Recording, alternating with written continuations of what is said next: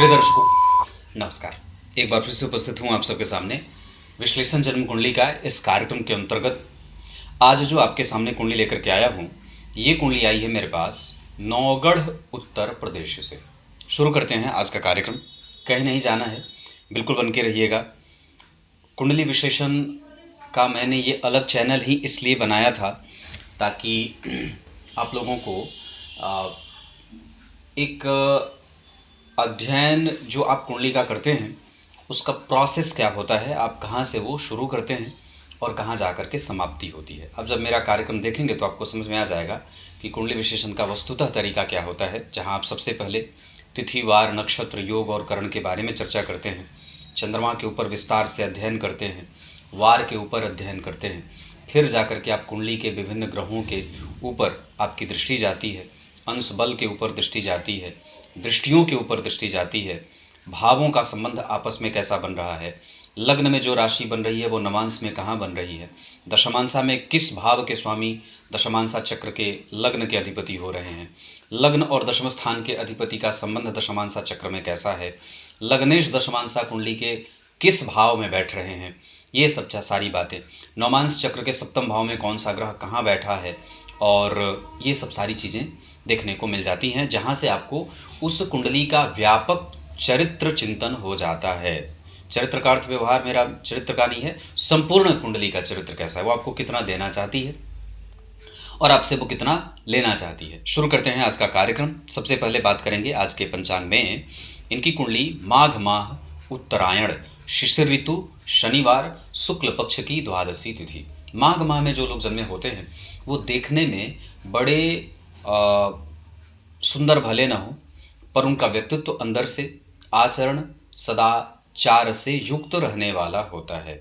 उनका शरीर बहुत ज़्यादा लंबा नहीं होगा, सामान्य लंबाई लिए हुए रहते हैं, पर शरीर मांसल जरूर होता है। उनके शरीर से उनकी बुद्धि का कोई मैच नहीं होता है। जैसे कई बार आपने बहुत ही बृहद आकार के शरीर के व्यक्ति को देख लिया, लेकिन जब आप उसके साथ रहते हैं, उसके साथ आपकी मैत्री होती है, जब आप उसको बहुत अच्छे से पहचानते हैं, तो आपको पता चलता है कि उसके अंदर एक बड़ा ही कोमल सा बच्चा निवास कर रहा है। तो इस तरीके से जो प्रभाव में लोग आते हैं वो लगभग मघा नक्षत्र के ही प्रभाव से आते हैं। हालांकि इस पे बहुत सारी चीज़ें काम करती हैं, लग्न पे पड़ रहे ग्रह की दृष्टि, लग्नेश की स्थिति, पर फिर भी माघ माह में जो लोग जन्मे होते हैं वो बहुत ही ज़्यादा खूंखार नहीं होते, हार्मफुल नहीं होते हैं।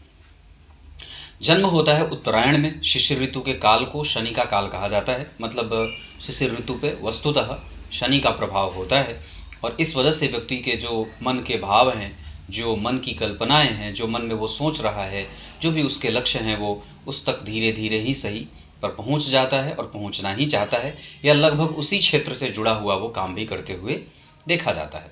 उत्तरायण में जन्मे होने से जितने भी शुभ ग्रह होंगे, जैसे शुक्र, जैसे बुध, जैसे चंद्रमा, जैसे गुरु, साथ ही साथ सूर्य, ये सारे ग्रह के बलवान होने के कारण कुंडली में या जातक के जीवन में अगर ये कुंडली में बलवान हो रहे हैं तो ये बात कही जा सकती है कि व्यक्ति की कुंडली बड़ी ही मजबूत होगी, या ये कह सकते हैं कि व्यक्ति के जीवन में सकारात्मक भावों का संचार होगा और वो श्रेष्ठ बुद्धि वाला होगा। उसके पास बहुत ज़्यादा झगड़े नहीं हैं, वो लफड़ों में पड़ने वाला नहीं है, वो बड़ा ही उदार है, वो बड़ा ही चरित्र वाला है, अच्छे चरित्रों वाला है, गहरे मंथन में जाने वाला है, धर्माचरण करने वाला है, दान, पूजा पाठ, मंत्र जप और समाज के लिए कुछ बड़ा करने की योग्यता और क्षमता रखने की हैसियत रखने वाला, या ऐसे मनोभावों को रखने वाला होता है।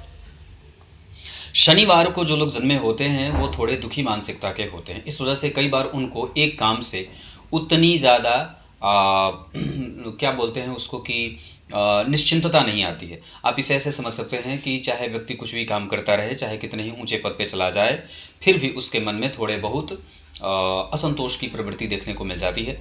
शनिवार को जो लोग जन्मे होते हैं उनमें निरंतर आगे बढ़ने की प्रवृत्ति होती तो है, अनुशासित भी बहुत अच्छे होते हैं, पर ये अपने प्रोफेशन को 100% देने की पूरी कोशिश भी करते हैं। लगभग इनमें अगर आलस्य न हो तो ये किसी भी लक्ष्य को प्राप्त करने में इनको कोई हरा नहीं सकता है। धुन के पक्के होते हैं और सदैव बड़ों का आदर करना, गुरुजनों के प्रति सम्मान का भाव रखना, माता पिता की सेवा करना, तीर्थ का दर्शन करना और समाज सेवा में भाव संलग्न रहने वाले या रखने वाले होते हैं। शुक्ल पक्ष के द्वादशी तिथि पे अब आपका मैं फोकस करूंगा। तो शुक्ल पक्ष के जो लोग जन्मे होते हैं उनको संतति होती है और बहुत अच्छी संतति का सुख मिलता है। उनकी वाणी अच्छी होती है, वाणी से धन कमाने वाले होते हैं, बुद्धिमान होते हैं, यशस्वी होते हैं और ज्ञानी जनों के साथ मैत्री करने वाले होते हैं। किसी के ऊपर भी जल्दी विश्वास करके, और कई बार नुकसान तो होता है, पर हालांकि इनके दिमाग में बहुत ज़्यादा कुछ कन्फ्यूज़न नहीं रहता है लोगों को लेकर के, किसी व्यक्ति विशेष को लेकर के, विषयों को लेकर के, स्थितियों को लेकर के बहुत ज़्यादा उनके दिमाग में राजनीति नहीं चलती है। बड़े स्पष्ट होते हैं और उनके दिमाग में भी बहुत ही स्पष्ट बातें उतरती हैं। उनको बातें घुमा करके करना अच्छा नहीं लगता और ये सारी चीज़ें इनके चरित्र में देखने को मिल रही हैं। व्यवहार ऐसा दिख रहा है। शुक्ल पक्ष के द्वादशी तिथि के चंद्रमा व्यक्ति को रेगुलर पैसा देते हैं। इस वजह से यहाँ पे जो चंद्रमा की स्थिति बन रही है और जो जन्म कुंडली के छठवें भाव की स्थिति बन रही है, जो षष्ठेश की स्थिति बन रही है, छठवें भाव के अधिपति का जो संबंध लग्न से बन रहा है, छठवें भाव के अधिपति का संबंध लग्न से बन रहा है, उच्च की दृष्टि से लग्न को देख रहे हैं, छठवें भाव में सप्तम भाव के स्वामी बैठ रहे हैं, इस वजह से, और शनि नौकरी के कारक होते हैं, चंद्रमा शुक्ल पक्ष के द्वादशी तिथि के हैं। इस अवस्था में व्यक्ति नौकरी करे तो ज़्यादा बेहतर होगा। साइड बिजनेस के तौर पे आप शनि और मंगल से संबंधित, विशेषतः मंगल से संबंधित या शनि से संबंधित दूसरे नंबर पे काम कुछ भी कर सकते हैं। ऐसी अवस्था में व्यक्ति मोटा काम, हार्डवेयर हो जाए, टेक्नोलॉजी हो जाए, उसके बाद अपने व्यापार के युग मतलब लगे तो हैं पर उतने मजबूत नहीं हैं, पर सामान्यतया अगर व्यक्ति ट्रस्ट खोलना चाहे, पशुपालन वगैरह में जाना चाहे, उसके बाद पटाखों का काम अगर करना चाहे, इसके साथ अगर जरी का काम करना चाहे, है ना, तो ये चीज़ें ठीक रहेंगी। केमिकल इंडस्ट्री में काम करना चाहे तो बहुत अच्छा होगा। कंप्यूटर कंपोनेंट से संबंधित या हैवी मोटर व्हीकल्स से संबंधित अगर कोई काम करना चाहे तो ठीक रहेगा। ज़मीन की खरीद बिक्री का काम भी काफ़ी हद तक इस कुंडली में बनता है। शेयर बाजार वगैरह से भी धन कमाने के योग इस कुंडली में बहुत अच्छे बनेंगे। इस पर मैं आगे भी चर्चा करूँगा। तो शुक्ल पक्ष के द्वादशी तिथि के चंद्रमा से हमें ये बात पता चल जाती है कि व्यक्ति नौकरी को प्रायोरिटी में रखे, दूसरे नंबर पर व्यापार को रखे। और आर्द्रा नक्षत्र, वस्तुतः ये नक्षत्र राहु का होता है, पर इसके जो स्वामी देवता होते हैं ये भगवान भोलेनाथ शिव होते हैं, जो समस्त रोगों के कारक भी होते हैं। और इस नक्षत्र में जो लोग जन्मे होते हैं आर्द्रा, उनको भगवान भोलेनाथ की खूब पूजा करनी चाहिए। ओम रुद्राय नमः, इस मंत्र का सदैव मन में स्मरण करते रहना चाहिए। जीवन में 5 से 7 बार अगर बन पड़े तो कुछ कुछ वर्षों के अंतराल पे इस मंत्र का, ओम रुद्राय नमः का, किसी ब्राह्मण से बैठ करके अपने घर में जप करवा लेना चाहिए। इसके साथ साथ पीपल की जड़ को 3 गुना करके, मतलब तर्जनी उंगली के बराबर काटना है और उसको 3 बार मोड़ देना है, और रविवार के दिन अपने गले में चांदी के ताबीज़ में उसको भर करके पहन लेना है। इससे आर्द्रा नक्षत्र से संबंधित जितनी भी चीज़ें बनेंगी वो आपको दोष उसका नहीं लगेगा, या उससे संबंधित जितना भी बुरा परिणाम होता है उसका दोष आपका समाप्त हो जाएगा। आगे बढ़ के बात करेंगे।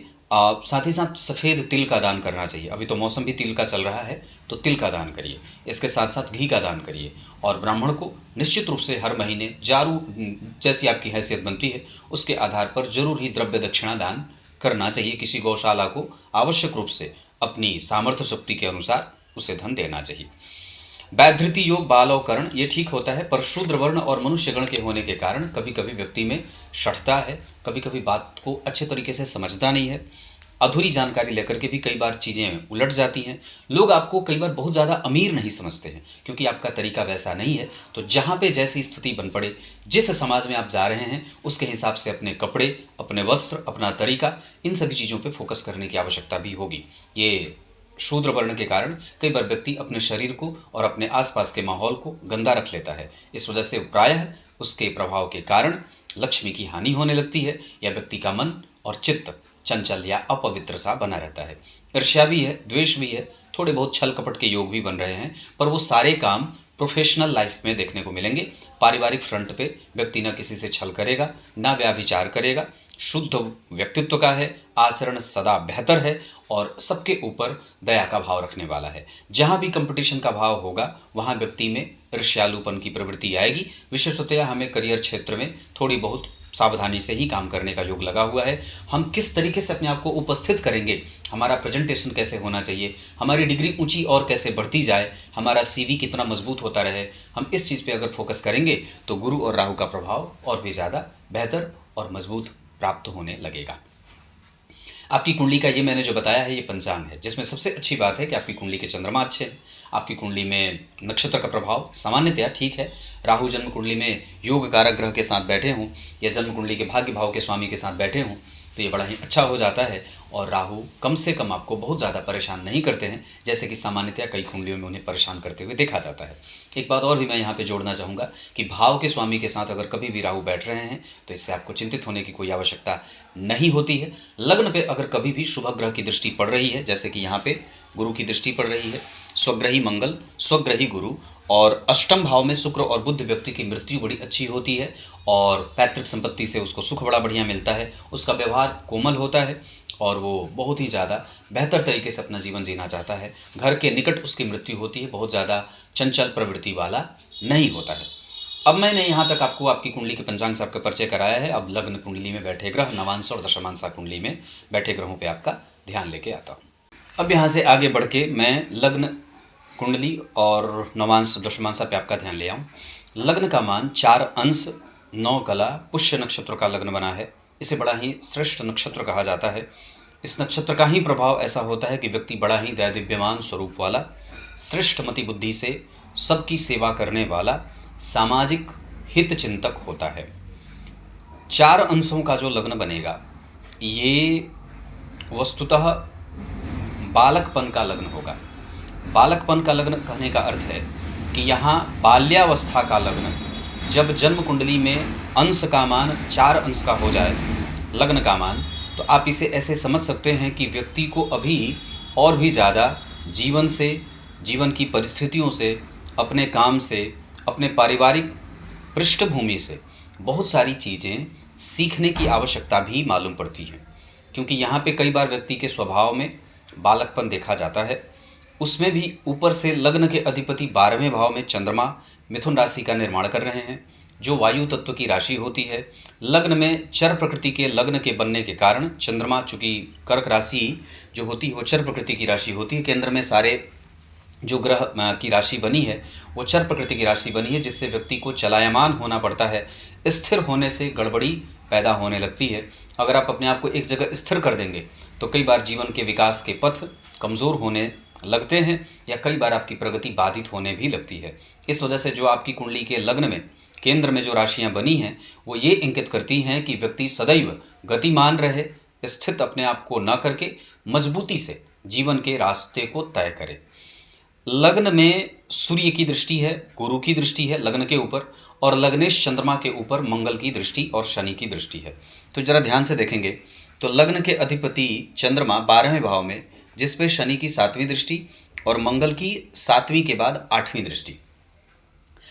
तो चंद्रमा के ऊपर जब पापक ग्रह शनि, मंगल, राहु, केतु आदि ग्रह की दृष्टि पड़ जाएगी तो अब वो चंद्रमा काफ़ी हद तक व्यक्ति को प्रैक्टिकल भी बनाएंगे, एनर्जी भी देंगे और थोड़ा बहुत मन से दुखी भी बनाएंगे। चंद्रमा पे शनि की दृष्टि दुखी बनाएगी और मंगल की दृष्टि व्यक्ति को जल्दबाजीपन की प्रवृत्ति देगी।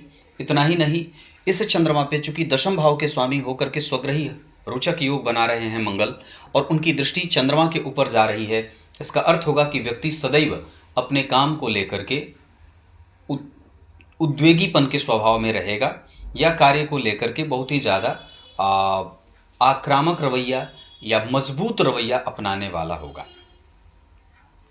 लग्नेश चंद्रमा शुक्ल पक्ष के द्वादशी तिथि के मजबूत हो गए, लेकिन उन पे जब शनि और मंगल की दृष्टि जाएगी, बल्कि और अन्य किसी ग्रह की दृष्टि नहीं जाएगी, तो उन्हें पीड़ित भी कई बार कहा जाएगा। लेकिन पक्ष के बल से बलवान होने के कारण उस चंद्रमा पे और भी ज़्यादा कोई दोष नहीं लगेगा। परंतु चंद्रमा के ठीक पीछे और ठीक आगे कोई ग्रह नहीं। नवांश कुंडली में चंद्रमा कम से कम त्रिकोण में आ रहे हैं बुध और मंगल के प्रभाव में, और गुरु से केंद्र में आ रहे हैं। इस वजह से यहाँ पे जो केमद्रुम दोष बन रहा था, परंतु उनके चौथे भाव में कोई ग्रह नहीं, लेकिन उनके चौथे भाव में यहाँ पे स्वग्रही गुरु बैठे हैं। इस वजह से यहाँ पे केमद्रुम दोष पहले तो नहीं होगा, लेकिन दोष चंद्रमा को शनि और मंगल की दृष्टि का अवश्य लगेगा। इस वजह से व्यक्ति के जीवन में कई बार बेचैनी, परेशानी, माता का स्वास्थ्य कमज़ोर, घर से दूर रहने की स्थिति और घूम करके पैसे कमाने की स्थिति, नियत संयत बदलती ही रहती है। एक ही चीज़ के बारे में व्यक्ति का व्यवहार बदल रहा है, दृष्टिकोण बदल रहा है, वो कई बार अपने कर्तव्यों से हट भी रहा है और अपनी जिम्मेदारियों का एहसास भी नहीं कर रहा है। तो ये सारी चीज़ें चंद्रमा की दशा में ज़्यादा बढ़ जाने को दिखाई दे रही हैं। द्वितीय भाव के स्वामी का सप्तम भाव में जाना, ये आपको ये बता रहे हैं, और उनके ठीक पीछे शनि, लेकिन उनके ठीक आगे शुक्र और बुध। द्वितीय भाव के स्वामी जहाँ बैठे उसके ठीक आगे शुक्र और बुध द्वितीय भाव यानी कि धन और पैतृक संपत्ति की वृद्धि करेंगे। और द्वितीय भाव के स्वामी के सप्तम भाव में आने के कारण कई बार पत्नी का धन व्यक्ति के हाथ से जो पत्नी को चला जाए वो वापस बड़ी मुश्किल से मिलता है। पत्नी बचत करने वाली होती हैं और बहुत ही संभल करके व्यय करने वाली भी होती हैं। तो तृतीय भाव के स्वामी सप्तम भाव में बैठेंगे तो इसका एक और अन्य परिणाम होगा कि व्यक्ति अपने व्यापार की तरफ काफ़ी हद तक सूर्य की दशा में, सूर्य की अंतर्दशा में सोच सकता है, और शुक्र और बुध के कारण उसको अपने व्यापार से लाभ भी होगा। पर यहाँ पे एक चीज़ और भी मैं यहाँ जोड़ दूँ कि शुक्र और बुध और चंद्रमा, साथ ही साथ इन तीनों ग्रहों की स्थितियों के थोड़े बहुत कमज़ोर या अष्टम भाव में बैठने के कारण, हालांकि अष्टम भाव में शुक्र और बुध कोई दोषयुक्त नहीं होते, पर फिर भी बुध नीचा विलासी हो रहे हैं और शुक्र उच्चा विलासी हो रहे हैं। उनके ठीक आगे गुरु और राहु बैठे हुए हैं। इस भाव पे किसी भी शुभ ग्रह की कोई दृष्टि नहीं है, उल्टे मंगल की दृष्टि जा रही है। इस वजह से ये भाव कहीं ना कहीं मंगल और शनि के संपर्क में आने के कारण शुक्र और बुध को भी परेशान और पीड़ित कर रहा है। इस वजह से व्यापार में ऊंची सफलता के योग सामान्यतया कमज़ोर लग रहे हैं।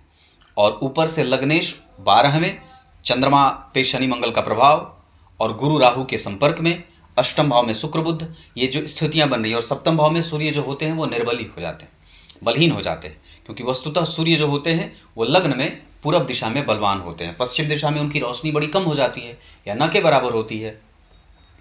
ये व्यापार भाव है। इस भाव के स्वामी सप्तम पंचम स्थान में बैठे हैं तो साइड बिजनेस आप कर सकते हैं। ये साइड बिजनेस का भाव होता है, ये पूर्णतया व्यापार का होता है। कुछ ज्योतिषगण इसको साइड बिजनेस करते हैं, कुछ इसे साइड बिजनेस करते हैं, पर मैं अगर इसे बात करूं तो चूंकि आपकी कुंडली में नौकरी अभी है और साइड बिजनेस भाव के स्वामी स्वग्रही हैं, तो आप अतिरिक्त व्यापार की तरफ जा सकते हैं, पूर्णतया व्यापार की तरफ ना जाइएगा। नौकरी के साथ हमें व्यापार कैसे करना है, आप इस पे अपनी मेहनत बढ़ा सकते हैं।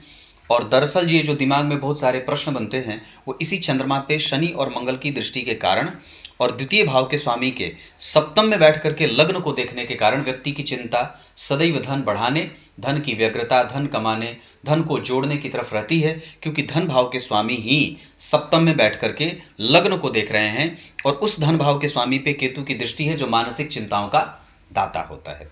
तो कहने का अर्थ है कि आप ऐसे बिल्कुल प्रैक्टिकल वे में समझ जाएंगे कि आपके दिमाग में जो विचार बन रहे हैं, जो भी धारणाएं विकसित हो रही हैं, जो भी मन परेशान है, चिंतित है, व्यथित है, वो कैसे है और क्या कारण है। तो कुंडली में जो ग्रह बैठे होते हैं और जो ग्रह उनको देख रहा होता है उससे वो प्रभावित होता हुआ व्यक्ति के चरित्र और आचरण को, व्यवहार को, उसके चिंतन को प्रभावित और मजबूत करता है। तृतीय भाव में केतु 0 अंश के बैठे हैं उत्तरा फाल्गुनी नक्षत्र में। इसका प्रभाव होगा कि आपको केतु की दशा में अपने निर्णयों पे बहुत सावधान होना होगा। छोटे भाई बहन के साथ संबंधों को लेकर के सावधानी बरतनी होगी। साथ ही साथ अपने कम्युनिकेशन पे भी लगातार काम करने की आवश्यकता होगी। इतना ही नहीं, आप अपने आप को किस तरीके से मजबूती से उपस्थित कर सकते हैं, अपने काम को और भी ज़्यादा बेहतर तरीके से कैसे कर सकते हैं, खूब मेहनत करके अपने आप को सिद्ध कैसे कर सकते हैं, ये केतु की दशा में आपको बहुत ज़्यादा आवश्यकता होगी इस बात की, क्योंकि केतु तृतीय भाव में सामान्यतः आपको मेहनत करने के लिए विवश करते हैं और कई बार आपके क्रेडिट को मिलने से नुकसान भी करते हैं या कई बार वो नहीं मिलने देते। यहाँ पे वो 6 नंबर की राशि में बैठे हैं। इसका सबसे अच्छा परिणाम होगा केतु के कन्या राशि में बैठने का कि व्यक्ति धर्म करने वाला होता है, समाज को देने की नीयत रखने वाला होता है, चैरिटी करने वाला होता है, तीर्थ दर्शन करने वाला होता है, ब्राह्मणों की सेवा करने वाला होता है, नित्य निरंतर पूजा करने वाला होता है और अपने धन को सही जगह पे लगाने से ज़्यादा दान पुण्य पूजा पाठ इन सभी जगहों पे कई बार अपनी आवश्यकता की चीज़ें कम करके उसे मिनिमाइज़ करके लोगों को देने की नीयत रखने वाला होता है और कम्युनिकेशन पे उसको फोकस बढ़ाने की आवश्यकता यहाँ तीसरे भाव के केतु कह रहे हैं। चौथे भाव के स्वामी का अष्टम भाव में जाना और इस कुंडली के लिए जो एकादशवें और चतुर्थ के स्वामी होते हैं वो सामान्य ग्रह के रूप में परिभाषित होते हैं। अष्टम भाव में बैठने के कारण कई बार शुक्र की दशा में, चूंकि चंद्रमा 12वें शनि मंगल से प्रभाव में, चतुर्थेश अष्टम भाव में उच्चाभिलाषी हैं, बुध के साथ बैठे हैं जो 12वें भाव के स्वामी होकर के विमल नामक राजयोग बना रहे हैं जो व्यक्ति को धनवान, सुखी, श्रेष्ठ मति का और अच्छे जगहों पे अपने धन का व्यय करने वाला, ये बुध की दशा में होगा। जबकि शुक्र चतुर्थ भाव के स्वामी होकर के अष्टम में शनि और मंगल से दृष्ट होने के कारण चतुर्थ भाव के स्वामी पीड़ित या परेशान होंगे। जहाँ व्यक्ति की मृत्यु तो अच्छी होती है पर माता को कष्ट होने लगता है, कई बार माता को लंबी बीमारी हो जाती है, या व्यक्ति जब कभी भी धन इकट्ठा करने चलता है, जब कभी भी वो भवन भूमि वाहन आदि के सुख के पीछे भागता है, तब तब उसको थोड़ी बहुत दिक्कत या मशक्कतों का सामना करना पड़ता है। इसे कुहू योग नाम का दुर्योग कहा गया है। चतुर्थेश जब अष्टम भाव में बैठते हैं तो पिता से मतभेद होता है, कई बार पिता से बहुत ज़्यादा सुख की प्राप्ति नहीं होती है और मन व्यक्ति का बड़ा ही विकल रहता है, क्योंकि पीछे केतु और आगे मंगल बैठे हैं। और जरा ध्यान से देखेंगे तो इस भाव को शुभ कर्त पाप कर्तृ तो नहीं लगेगा, क्योंकि केतु कन्या राशि में बैठे हैं और बैठे हैं 0 अंश के। अभी जस्ट उन्होंने तुला राशि से अपनी राशि बदली ही है, तो इस वजह से चतुर्थ भाव को पाप कर्तृ तो नहीं लगेगा, लेकिन फिर भी इस भाव के ठीक आगे मंगल के बैठने के कारण कहीं ना कहीं माता पिता का प्रेम है, पर वो एक जो संपूर्ण फल प्राप्त होता है उसमें कमजोरी मिल जाती है। मतलब पूर्णतया चतुर्थ भाव के स्वामी का अष्टम भाव में जाना ठीक नहीं माना जाता है। इसे प्रायः धन मान पद प्रतिष्ठा, मानसिक शांति, निद्रा और मोक्ष की गति को कमजोर भी, या कई बार उसमें व्यक्ति को मेहनत करनी पड़ती है, धर्म करना पड़ता है, पुण्य करना पड़ता है। वैसे एक बात बता दूं तो ये धर्म अर्थ काम मोक्ष, मोक्ष भाव के स्वामी धर्म अर्थ काम मोक्ष भाव में ही बैठे हैं। इस वजह से कहीं ना कहीं वो घुमा फिरा करके व्यक्ति का ध्यान धर्म की तरफ और पुराणों की तरफ, शास्त्रों की तरफ लेके जाते हैं। डायरेक्ट नहीं होता है। व्यक्ति जब जब कभी भी अपने लोक के अतिरिक्त परलोक को बनाने चलता है तब तब उसको थोड़ी बहुत स्थितियों का सामना करना पड़ता है, विकट परिस्थितियों का सामना करना पड़ता है। मानसिक अशांति, मन का भटकना, निद्रा अच्छी ना आना, ऑक्सीजन की कमी और बहुत ही पतली नींद का होता है। व्यक्ति बहुत झट से जागने वाला होता है, इस तरीके की स्थिति बनती है। पंचम भाव में रुचक राजयोग बनेगा, उस पर गुरु की दृष्टि व्यक्ति की कम्युनिकेशन स्किल को बेहतर बनाएगी। जबकि राहु की दृष्टि नीच की पड़ रही है, वृश्चिक राशि को राहु नीच की राशि मानते हैं। हालांकि यहाँ गुरु और राहु का कोई गुरु चांडाल जैसा कोई प्रभाव नहीं होगा, और मैं समझता हूँ कि गुरु वहाँ बहुत अच्छी स्थिति में हैं, वो डील कर रहे हैं और राहु गुरुवत ही परिणाम करेंगे। गुरु को अपने फेवर में राहु नहीं ले पाएंगे, और मैं समझता हूं कि यहाँ पे गुरु का प्रभाव सबसे ज़्यादा अच्छा है। किसी पापग्रह की कोई दृष्टि नहीं है। राहु और गुरु में से गुरु का बल ज़्यादा बढ़ेगा। व्यक्ति भाग्यशाली, धर्मज्ञ, नीतिज्ञ, निपुण, समझने वाला, समझदार और धर्म के मर्म को समझने वाला, दान के अर्थ को समझने वाला, चैरिटी करने वाला, समाज को देने वाला और हमेशा ही समाज के लिए खड़ा रहने वाला होता है, गोपालक होता है और दानी होता है। तो राहु और मंगल का जो प्रभाव होगा वो व्यक्ति के संतान, मतभेद, पेट, परेशानी, इन सभी चीज़ों को देने वाला होगा। जबकि गुरु और मंगल की दशा में व्यक्ति को धन, लाभ, प्रतिष्ठा, नौकरी, प्रमोशन और उच्च शिक्षा आदि के योग बनने वाले बनेंगे। मंगल वहाँ स्वग्रही हैं, किसी भी प्रभाव में नहीं है, इस वजह से मैं उन्हें कमज़ोर नहीं कहूँगा। राहु की दृष्टि कभी कभी उद्वेगीपन के स्वभाव को देने वाली होगी और संतति के साथ मतभेदों को देने वाली होगी। संतति कई बार बहुत ही ज़्यादा अच्छी होती। कोई भी ग्रह आपकी कुंडली में ऐसा नहीं बैठा है जो आपको परेशान करे, क्योंकि चंद्रमा और सूर्य के बीच की दूरी बहुत अच्छी है। मंगल इस भाव से संबंध बना नहीं रहे हैं, बुध इस भाव से संबंध बना नहीं रहे हैं, इस भाव से संबंध बना रहे हैं पर अष्टम भाव में है, खराब नहीं है। अष्टम भाव से बुध को दोष लगता नहीं है। चतुर्थ स्थान, पंचम स्थान में मंगल स्वग्रही, छठवें स्थान में शनि दोष मुक्त होते हैं, सप्तम स्थान में सूर्य बलहीन होते हैं। पर वस्तुतः लग्न पे देखने के कारण व्यक्ति ब्राह्मण या क्षत्रिय, मतलब नैतिकीय जिम्मेदारी को पालन करने वाला, नैतिकता का पालन करने वाला, चरित्रवान और बहुत ही ज़्यादा सबका आदर करने वाला, सबकी सुनने वाला होता है। थोड़ी बहुत चिंताएं जो होती हैं वो इसी सूर्य के कारण होती हैं, जैसे कि मैंने बताया था, धन के लिए चिंता देते हैं। वैसे लग्न पे सूर्य और गुरु की दृष्टि व्यक्ति को बड़ा ही उच्च नैतिक तत्वों का जिम्मेदार, उच्च पद पे विभूषित, गुरु और सूर्य की दशा में धन लाभ के साथ पद की वृद्धि के योग और बड़ा ही श्रेष्ठ मानसिकता का बना देंगे।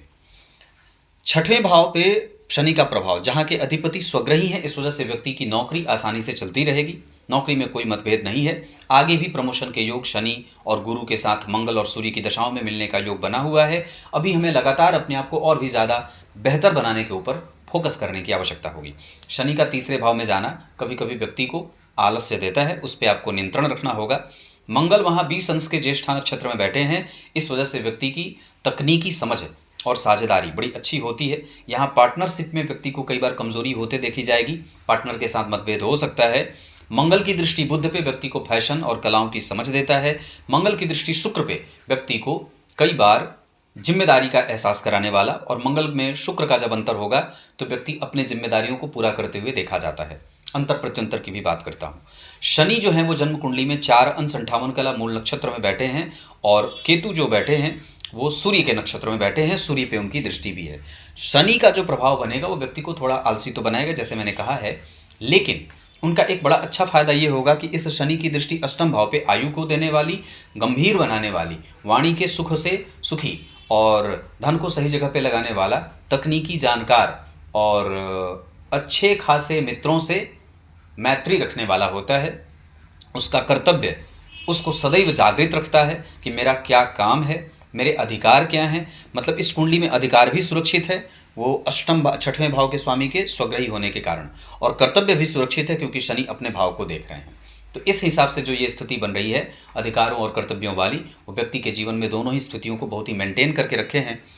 अष्टम भाव में बैठे हैं शुक्र, और उन पे सप्तम स्थान के अधिपति की दृष्टि जा रही है, जो कई बार माता के स्वास्थ्य को, माता को लंबी बीमारी देते हैं। माता को आयु तो होती है पर उसमें लंबी बीमारी भी जुड़ जाती है। इस वजह से हड्डियों का और वात का रोग माता को परेशान करता है। शुक्र के ऊपर या मंगल के ऊपर, शुक्र के ऊपर जब शनि और मंगल की दृष्टि पड़ेगी तो कई बार व्यक्ति को आंखों से संबंधित समस्या भी देखने को मिलती है। पित्त की बीमारी कई बार परेशान करती है, और कई बार व्यक्ति को नाभि से नीचे के क्षेत्रों में परेशानी होती है। प्रजनन या से जो प्रजनन के अंग होते हैं उससे संबंधित इन्फेक्शन न हो, इसका ध्यान रखना होता है।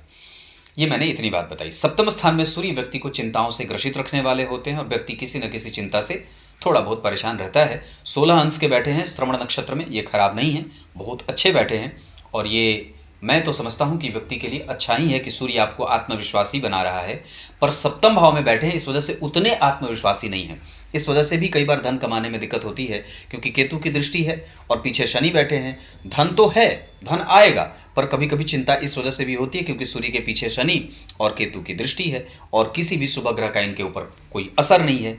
और लग्न पे देख करके व्यक्ति को जब कभी भी सूर्य की दृष्टि लग्न पे जाएगी तो कई बार पत्नी चिंतित होती है या व्यक्ति स्वयं भी चिंतित होता है। हड्डियों का रोग परेशान करता है, पित्त जनित बीमारियां परेशान करती हैं, और शरीर में उष्णता, गर्मी, तीव्र बुखार आदि जल्दी होता है। बीपी की समस्या ज़्यादा होती है। अष्टम भाव में शुक्र और बुध का प्रभाव बड़ा ही व्यक्ति को मोक्षदायक बना देता है, और व्यक्ति कई बार पितरलोक की तरफ जाने वाला होता है।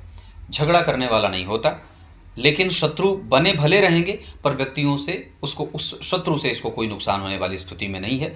शुक्र और बुध अष्टम भाव में बैठेंगे तो व्यक्ति का बड़ा ही व्यवहार कुशल बन जाएगा, उसका चरित्र बड़ा बढ़िया बन जाता है, और इसमें कोई दो राय नहीं है कि शुक्र और बुध की दशा में भी व्यक्ति को लाभ प्राप्त करते देखा जाएगा। विमल नामक राजयोग बुध बना रहे हैं, और कम से कम जो शुक्र एकादशवें भाव के अधिपति होकर के अष्टम भाव में बैठे हैं, ये बड़े भाई को बीमार या कई बार बड़े भाई के सुखों से वंचित करते हैं, या उनका स्वभाव या स्वास्थ्य आपके अनुकूल नहीं रहता है।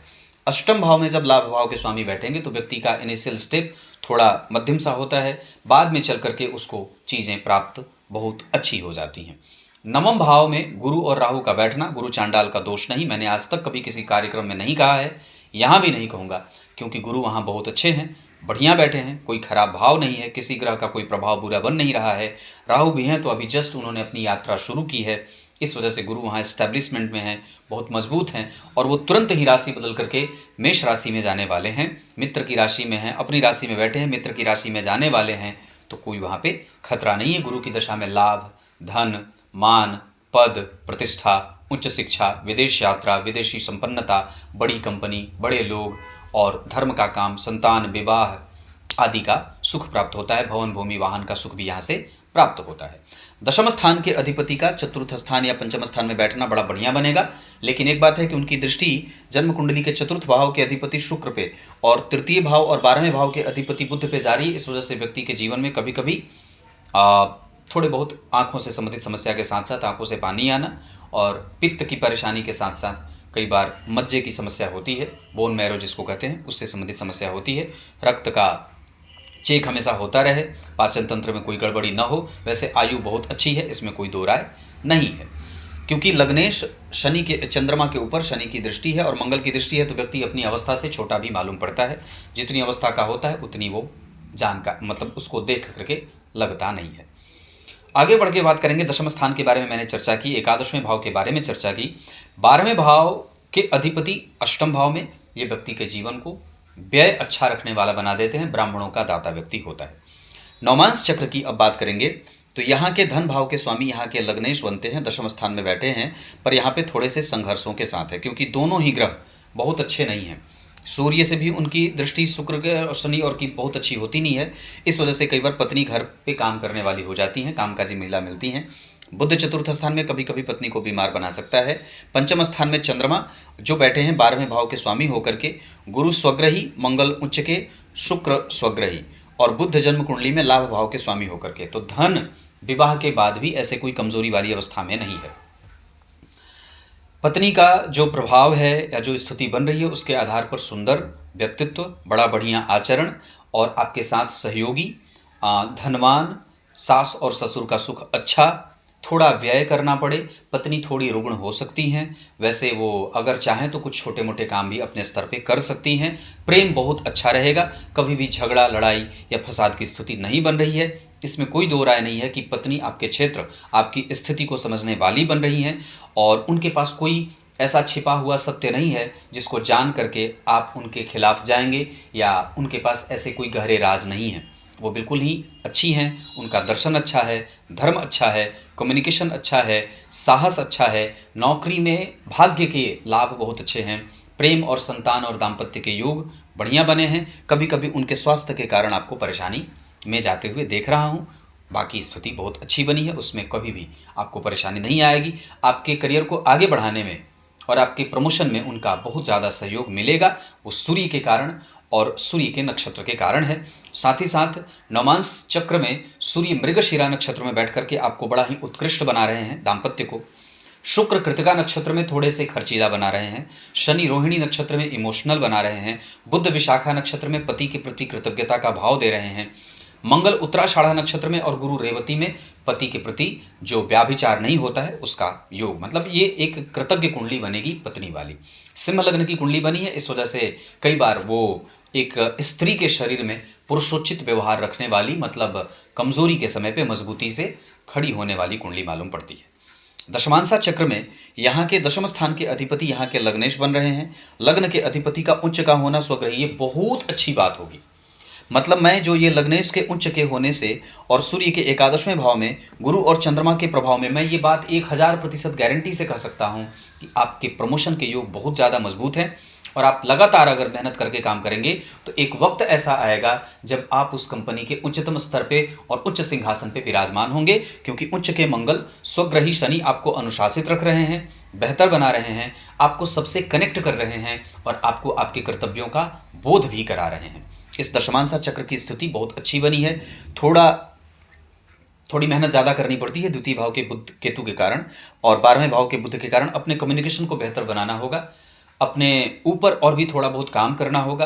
पराक्रम का परिणाम आपको थोड़ा देर से मिल रहा है, इसमें कोई संदेह नहीं है, लेकिन मिलेगा, क्योंकि यहाँ पे मंगल उच्च के हैं, तृतीय भाव के अधिपति 12 में बैठे हैं, तो मैं उसे थोड़ी बहुत कमजोरी में देख रहा हूँ। गणेश जी की पूजा, शुक्ल पक्ष की चतुर्थी तिथि का व्रत, ओम गम गणपतये नमः का जप और लाज व्रत धारण करना चाहिए। हनुमान जी की पूजा करनी चाहिए, नित्य प्रत्येक दिन मंदिर का दर्शन करना चाहिए, शिव जी के मंदिर का दर्शन धोना और मंदिर का धोना, ये सब चीज़ें कर सकते हैं। गाय की सेवा, गाय को गुड़ और रोटी, इसके अतिरिक्त पीपल के वृक्ष की परिक्रमा, साथ ही साथ अपने पूर्वजों के नाम पे अमावस्या को दान, चावल दाल सब्जी जो भी बन पड़े वो अमावस्या के दिन दान करिए, मंदिर का दर्शन नित्य करिए और अगर बन पड़े तो गुरु का रत्न पुखराज आप धारण कर लीजिए, उसमें आपको बहुत लाभ होगा, क्योंकि गुरु यहाँ भी बढ़िया हैं और यहाँ भी बढ़िया है। नवमांसा चक्र में भी गुरु का प्रभाव मैं बहुत अच्छा देख रहा हूँ। आपको सबसे ज़्यादा लाभ गुरु के रत्न पुखराज को धारण करने से, जो दाहिने हाथ की तर्जनी उंगली में स्वर्ण के अंगूठी में जड़ित करा करके उसको धारण करना चाहिए।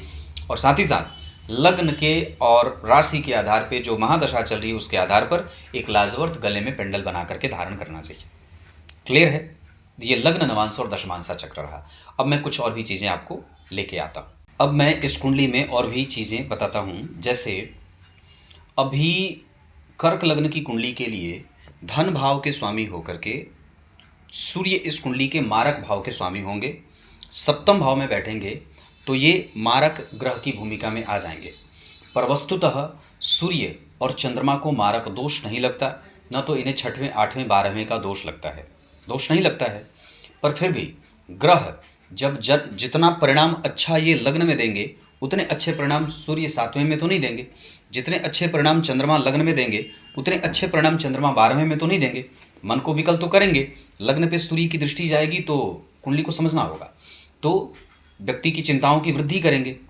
जैसे कि मैंने कहा था, केतु की दृष्टि के कारण धन की चिंता होगी और व्यक्ति के व्यक्तित्व में वो समाएगी।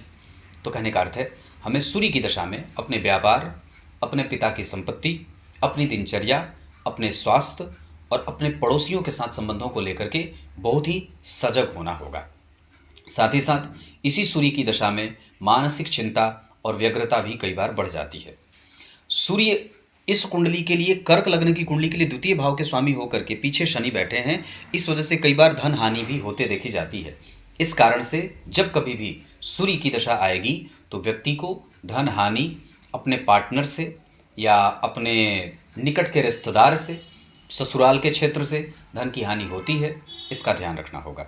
सूर्य की दशा में नियमित दिनचर्या का पालन, सूर्य को अर्घ और साथ ही साथ नमक आदि का सेवन रविवार के दिन बिल्कुल ही बंद कर देना चाहिए, या निरंतर गति से अगर आप ये काम करते हैं तो इससे आपके सूर्य का बल बढ़ता हुआ नजर आएगा। अब बात करते हैं चंद्रमा की। चंद्रमा लग्न के अधिपति 12वें, और जैसे कि मैंने कहा था कि वो केमद्रुम दोष में यहाँ पे हैं, लेकिन नहीं है क्योंकि गुरु उनसे केंद्र में है। पर दोष इनका 12वें भाव में बैठने के कारण नहीं लगेगा क्योंकि वो पक्ष के बल से बलवान है, और उन पे जो शनि और मंगल की दृष्टि जा रही है वो काफ़ी हद तक व्यक्ति को अपनी दशा काल में, मतलब जब चंद्रमा की दशा आएगी तो उद्विग्नता, बेचैनी, लापरवाही, आलस्यपन या मन न लगना, काम को समझना नहीं, या एक कठोर निर्णय लेने वाला बना देते हैं। लेकिन चंद्रमा की दशा में व्यक्ति के स्वास्थ्य में गिरावट भी देखने को मिलेगी क्योंकि राहु से भी केंद्र में है, केतु से भी केंद्र में है, मंगल से भी केंद्र में है, या शनि से केंद्र में है, मंगल की दृष्टि प्राप्त हो रही है। तो पापक ग्रह की दृष्टि के कारण कई बार घर में कलह का वातावरण, पत्नी का स्वास्थ्य कमजोर, अतिरिक्त व्यय में जाना, जिम्मेदारियों से हटना, या कई बार स्वास्थ्य के नुकसान के योग बनते हैं, खास करके शीत जनित बीमारियां। चंद्रमा अगर 12वें भाव में मिथुन राशि का निर्माण कर रहे हैं, भाव का स्वामी अगर विमल योग बना रहा है, तो काफ़ी हद तक निर्णय लेने में व्यक्ति को सावधानी बरतनी होगी। ये चंद्रमा की दशा में ध्यान रखना होगा। बस अब आपको अब ये देखना होगा सिर्फ कंप्यूटर पे कि कौन सी दशा चल रही है और मुझे किस बात का ध्यान रखना है। बात करते हैं मंगल। तो कर्क लग्न की कुंडली के लिए पंचम और दशम के अधिपति होकर के मंगल स्वग्रही, किसी शुभ ग्रह का कोई प्रभाव नहीं, तो गुरु की दृष्टि प्राप्त हो रही है, जो इस कुंडली के लिए रोगेश और भाग्येश होते हैं, योग कारक ग्रह की भूमिका में होते हैं, लग्नेश के परम मित्र होते हैं। गुरु की दृष्टि पंचम भाव पे धन, लाभ, पद, प्रतिष्ठा। मंगल की दशा में व्यक्ति को संतान का सुख, करियर का सुख, पद, प्रतिष्ठा, अच्छी जगह पे प्रमोशन हो, अच्छी जगह पे ट्रांसफ़र हो, अच्छे लोगों से मैत्री हो, संतति प्रमोट करे, संतति का परिणाम अच्छा हो, संतति की प्राप्ति हो, इस तरीके की चीज़ें मंगल की दशा में, पिता का लाभ, पिता से प्रेम, पिता को रिकॉग्निशन, पिता का पद वृद्धि हो, ये सब मंगल की दशा में देखने को मिलेंगी और मंगल की दशा जातक के जीवन में अच्छी जाने वाली बन रही है। बुध जन्म कुंडली में 12वें के साथ साथ तीसरे के अधिपति हैं, अष्टम में बैठे हैं। मेहनत बुध की दशा में ज़्यादा करनी पड़ेगी। बुध की दशा में व्यक्ति की वाणी कई बार कठोर होगी, कई बार उसके वाणी का प्रभाव कमज़ोर होगा, कई बार वो जिस क्षेत्र से धन कमाना चाहता है उस पर उसका कंसंट्रेशन लूज हो जाएगा, जिम्मेदारी कमज़ोर हो जाती है और व्यक्ति कई बार छोटी मोटी गलतियां करने लगता है, अपनी जिम्मेदारी से हटने लगता है, और कई बार बहुत मेहनत करने के बाद भी उसको उसकी सफलता मिलती नहीं है। बुध अष्टम भाव में बैठे हैं, तृतीय भाव के और 12वें भाव के स्वामी होकर के नेष्ठ भावों के स्वामी का इन्हीं भावों में बैठना अच्छा भी माना जाता है, और बुध अष्टम भाव में कोई पीड़ित नहीं होते, तो वाणी का प्रभाव कई बार अपनी दशा में कमज़ोर करेंगे। व्यक्ति लगातार अपने आप को सिद्ध करेगा पर उसके पराक्रम का परिणाम बुध की दशा में कमज़ोर मिलेगा। इनको ठीक करने के लिए उस दशा काल में जितनी भी परेशानी आएगी तो गणेश जी के मंत्रों का जप, या फिर गणपति अथर्वशीर्ष का पाठ, या गणेश संकट नाशक स्तोत्र का पाठ भी व्यक्ति को बुध की दशा में लाभान्वित करने वाला बनेगा। देवगुरु बृहस्पति की बात करेंगे तो कर्क लग्न की कुंडली के लिए छठवें और नवम भाव के स्वामी होकर के स्वग्रही बैठे हैं, राहु को भी अपने तरफ खींच रहे हैं और किसी भी पापक ग्रह के प्रभाव में नहीं हैं। उनके ठीक पीछे दो शुभ ग्रह गुरु के संपूर्ण परिणाम को प्राप्त करने वाले बना रहे हैं। लेकिन ध्यान से समझिएगा, तो जन्म कुंडली के नवम भाव और जन्म कुंडली के छठवें भाव के स्वामी जहाँ बैठे हैं, उनके ठीक पीछे शनि की दृष्टि, मंगल की दृष्टि, और साथ ही साथ इस भाव के अधिपति शनि जैसे पापग्रह होते हैं और शुभ ग्रह बने, मतलब 50% अच्छा और 50% बुरा परिणाम भी मिलेगा। तो जब जब गुरु की दशा में शनि का अंतर आए, गुरु की दशा में मंगल का अंतर आए, शनि की दशा में मंगल का, शनि की दशा में गुरु का अंतर आए, तो व्यक्ति के जीवन में थोड़ी बहुत परेशानी भी देखने को मिलेगी। लेकिन भाव के ठीक पीछे 2 शुभ ग्रह बैठे भी हैं और 2 पापग्रह देख भी रहे हैं। इस वजह से इस स्थिति का आकलन बहुत समझदारी से, बहुत ही चिंतन के साथ करना होगा, नहीं तो ये कई बार आर्थिक कष्ट भी देते हैं और कई बार व्यक्ति को चीज़ों को समझने में, उसको उसके कंसंट्रेशन पे या कई बार परिस्थिति को समझने में चूक हो जाती है। ससुराल वालों को चूक हो जाए, ससुराल ससुराल के लोगों से चूक हो जाए। कई बार जो गंभीर धन होता है उसको लेकर के व्यक्ति कई बार समाज में अपनी बात रिवेल कर देता है, घर में चोरी चकारी का खतरा बढ़ जाता है। तो इस तरीके से इन सभी चीज़ों पे सावधान रहना होगा। गुरु की दशा में हमें बहुत ज़्यादा धर्म, कर्म, ध्यान, पूजा पाठ, तीर्थ, मंदिर दर्शन आदि क्योंकि गुरु जो बैठे हैं वो जल तत्व की राशि में बैठे हैं। इस वजह से गुरु की दशा में व्यक्ति अगर चाहे, गुरु की अंतर्दशा में चाहे, तो तीर्थ आदि अपने पैसों पे लोगों को तीर्थ करा दे, दान पुण्य पूजा पाठ चैरिटेबल ट्रस्ट आदि से जोड़ करके अगर कुछ काम करना चाहे तो बिल्कुल गुरु की दशा में कर सकता है।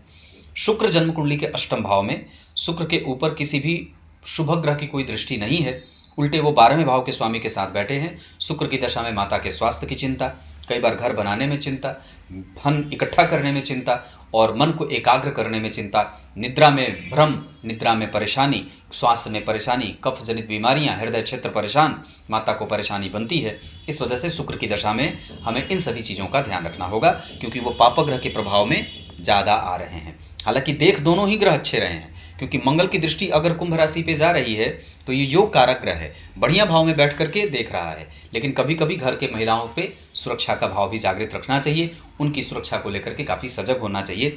शनि की दृष्टि यहाँ व्यक्ति को आयु देती है, कोई लंबी बीमारी वगैरह का खतरा नहीं है, इन्फेक्शन होने का खतरा होता है।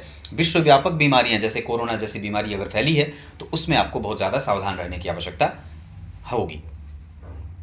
शुक्र के बारे में मैंने बात की। शनि की स्थिति जन्म कुंडली में ठीक ठाक बनी है, पर काफ़ी हद तक उनको संघर्ष भी मिल रहा है, क्योंकि इस कुंडली के लिए प्रधान मारक ग्रह के रूप में शनि ही होते हैं। अष्टम भाव लग्न के अधिपति होते हैं जन्म कुंडली में चंद्रमा। कर्क लग्न की कुंडली के लिए सप्तम और अष्टम भाव के स्वामी होकर के शनिदेव इस कुंडली के लिए लग्नेश के शत्रु होने के कारण प्रधान मारक ग्रह के रूप में अपनी परिभाषा सिद्ध करेंगे। शत्रु के घर में बैठे हैं, लेकिन तात्कालिक मैत्री में जाने से ये मित्रता के संबंध में जा रहे हैं, इस वजह से थोड़ी बहुत मित्रता भी होगी। लेकिन ये आयु देंगे तो आयु के साथ थोड़े कष्ट भी देते हैं। अगर इस भाव पे मंगल की दृष्टि नहीं पड़ती सप्तमेश के ऊपर, तो विवाह दाम्पत्य आदि में भी जो थोड़ी मोड़ी परेशानी बनी थी वो कभी नहीं बनेगी, आगे भी नहीं बनती। लेकिन शनि की दृष्टि के कारण और मंगल की दृष्टि के कारण सप्तम भाव और अष्टम भाव पे काफ़ी हद तक कभी कभी परेशानी शनि की दशा में, मानसिक चिंता बढ़ती है। हालांकि शनि की दशा में व्यक्ति को संतान की प्राप्ति भी होती है, क्योंकि जन्म कुंडली में पंचम भाव में बैठ करके सप्तमेश को देख रहे हैं मंगल, या सप्तम भाव के अधिपति पे उनकी दृष्टि हो, या सप्तम भाव के जो ग्रह बैठे हैं जो जैसे शनि है इस भाव के स्वामी, और शनि और मंगल दोनों का संबंध शुक्र और बुध पे बनता है, तो व्यक्ति को सुख की प्राप्ति भी होती है, क्योंकि सुखेश वो देख रहे हैं। इस हिसाब से कभी हद तक ये इसका परिणाम भी अच्छा होता है। योग कारक ग्रह अगर जहाँ देखेगा तो उसको लाभ भी देता है। तो शनि की दशा में हमें थोड़े बहुत अपने स्वास्थ्य की चिंता, अपने लापरवाही से दूर हटना, आलस्य को हटा करके काम करने की आवश्यकता होगी। जितना ज़्यादा हो सके धर्म करने पे फोकस बढ़ाना होगा, अनुशासित जीवन जीना होगा, नियमित दिनचर्या का पालन करना होगा, और सबसे ज़्यादा आलस्य पे चिंता करने की आवश्यकता होगी, मतलब आलस्य को दूर हटाना होगा। राहु और केतु आपकी कुंडली में बहुत अच्छी स्थिति में बैठे हैं। अष्टक वर्ग के आधार पर व्यक्तित्व अच्छा, धन बहुत अच्छा है, आगे प्रमोशन के योग बने हैं, पराक्रम और बढ़ाया जा सकता है, अपने ऊपर काम और भी किया जा सकता है। धन मान पद प्रतिष्ठा की स्तुति बनी है, पत्नी के नाम पे या माता के नाम पे अगर चाहें तो धन इकट्ठा कर सकते हैं। इसके अतिरिक्त संतति के नाम पे भी धन इकट्ठा किया जा सकता है, आपके नाम पे थोड़ा कम। इस कुंडली में नौकरी सबसे ज़्यादा अच्छी है, व्यापार थोड़ा बहुत होता रहेगा। मंगल और शनि से संबंधित व्यापार कर सकते हैं, कीटनाशक दवाइयों के क्षेत्र में भी काम कर सकते हैं, कंप्यूटर कंपोनेंट मैंने और भी बताया है उस पर भी काम कर सकते हैं। हमें कंसंट्रेशन पे काम करना है, अपने आप को लूंज पूंज नहीं बनाना है, अपने आप को थोड़ा कठोर, थोड़ा नियमित और थोड़ा मजबूती से समाज के सामने अपने आप को प्रस्तुत करने की आवश्यकता है। साथ ही साथ भाग्य और धर्म को लड़ाई में देख रहा हूँ, इस वजह से हमें वहाँ पे देवी मैया की पूजा, रामचरितमानस आदि का पाठ घर में होता रहे, साथ ही साथ राम रक्षा स्तोत्र का पाठ करते रहें। आयु अच्छी, सामाजिक स्थिति अच्छी, प्रतिष्ठा अच्छी, राजनीति के योग बने हैं। अगर आप चाहें तो उस क्षेत्र से जोड़ करके अपना काम कर सकते हैं। चंद्रमा के कारण मंगल का प्रभाव शनि के ऊपर, दशम स्थान के अधिपति स्वग्रही, शनि का संबंध जन्म कुंडली में अष्टम भाव से, शुक्र बुध बढ़िया, लगभग तो बहुत ऊंचा तो नहीं पर सामान्यतया राजनीति में दिलचस्पी बिना बनते हुए देखी जा रही है। एकादशवें भाव की स्थिति में थोड़ी बहुत कमजोरी दिख रही है, इस वजह से इच्छाओं की पूर्ति थोड़ी 75-80% तक होगी, 20% तक इच्छा की पूर्ति नहीं होगी। 12वें भाव के अधिपति की स्थिति जन्म कुंडली में विपरीत परिस्थितियां बन रही हैं, इस वजह से कभी भी किसी भी कोर्ट केस कचहरी के मामले से अपने आप को दूर रखिएगा। मन को एकाग्र करिए, शांत करिए और जितना ज़्यादा हो सके शिव जी की पूजा करिए। सूर्य और चंद्रमा के आधार पर जो स्थिति बनी है और चंद्रमा का जो दृश्य काल चक्र बना हुआ है उसके आधार पर आपकी आत्मा नरक लोक से आई है, इसका ध्यान रखना होगा। और जाते जाते अगर मैं एक बात और बता दूं तो पितरलोक में आत्मा का निवास मृत्यु के बाद देखा जा रहा है, ऐसी स्थिति भी बन रही है। इस कुंडली में मृत्यु बड़ी सुखद होगी, मृत्यु कष्ट से नहीं होगी और भोजन पे नियंत्रण करने की आवश्यकता होगी। शुक्र जब अष्टम भाव में बैठ जाते हैं या बुध जब बैठ जाते हैं तो व्यक्ति को भूख से उसकी मृत्यु होती है, या कई बार डॉक्टर कम भोजन करने को कह देते हैं। इस वजह से उसका नियम बना रहे, बहुत ज़्यादा वेट बढ़े नहीं। सूर्य तो वैसे वेट बढ़ने नहीं देते हैं। नवांश कुंडली में सूर्य लग्नेश बनते हैं और उस पर बुध की राशि बनी है, जहाँ व्यक्ति का शरीर गोलमोल होता है, एकदम बिल्कुल थुलथुला सा होता है, तो उसको मेंटेन करने की आवश्यकता होगी। बहुत ज़्यादा वेट बढ़े नहीं, इसका ध्यान रखना होगा। इतनी सारी चीज़ें हैं। नक्षत्र के आधार पर आपकी कुंडली में श्रवण, पुष्य, उत्तराषाढ़, मृगशीरा और रोहिणी ये नक्षत्र किसी भी काम को करने के लिए अच्छे रहेंगे। ट्रांसफर, नौकरी बदलना आदि का योग आपकी कुंडली में शनि और शुक्र के साथ बुध की दशा में हो सकता है। गुरु की दशा में अंतर प्रत्यंतर कभी भी हो, उच्च शिक्षा, योग, विदेश गमन, विदेशी कंपनी और अच्छा सुख, यात्रा, तीर्थ यात्रा आदि का दर्शन होगा। मंगल की दशा में संतान आदि का सुख बढ़ सकता है और माता पिता का सुख बढ़ सकता है। जबकि घर, भवन, भूमि, वाहन आदि से संबंधित अगर कोई भी निर्णय लेना हो तो गुरु की दशा का इस्तेमाल कर सकते हैं। अभी के लिए इतना ही, और क्या बताऊं, बहुत सारी चीज़ें हो गई। तब तक के लिए दिन शुक्रवार और अंक 5 बहुत अच्छा रहेगा। रंग सफ़ेद और क्रीम कलर बहुत उत्तम रहेगा। मैत्री वृश्चिक और मीन वालों से, शत्रुता कभी ना करें मेष, सिंह और धनु वालों से, इन लोगों से मैत्री बना के रखें। धन कमाने के लिए आपकी कुंडली बहुत अच्छी है, इसमें कोई दो राय नहीं है कि आप सदैव धनवान बने रहेंगे और ऊंचे पद की प्रतिष्ठा इस कुंडली में 100% बनी है। आगे बने रहिए। तब तक के लिए